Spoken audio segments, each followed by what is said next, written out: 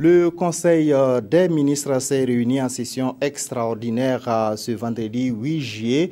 Il a décidé de la création de la Cour d'appel de Fada et de 2 tribunaux de travail à Fada et à Dori.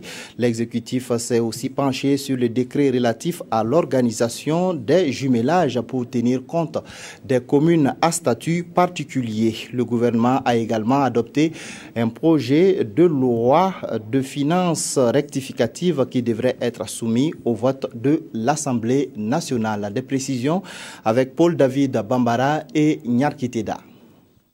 La loi 081 et le contentieux avec les écoles catholiques pourraient connaître une évolution significative. Le Conseil des ministres de ce jour a examiné un projet de loi de finances rectificative qui prend en compte les 2 aspects.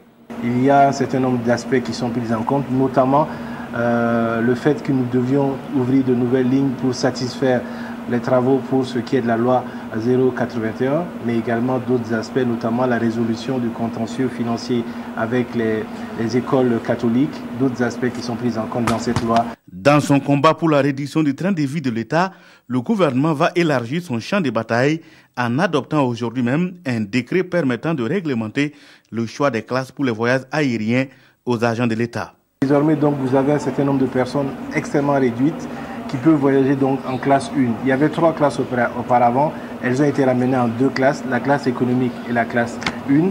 Au titre du ministère de la Justice, 2 projets de loi ont été adoptés se rapportant à la création de la Cour d'appel de Fadangourma et de 2 tribunaux de travail, un à Fadangourma et l'autre à Dori.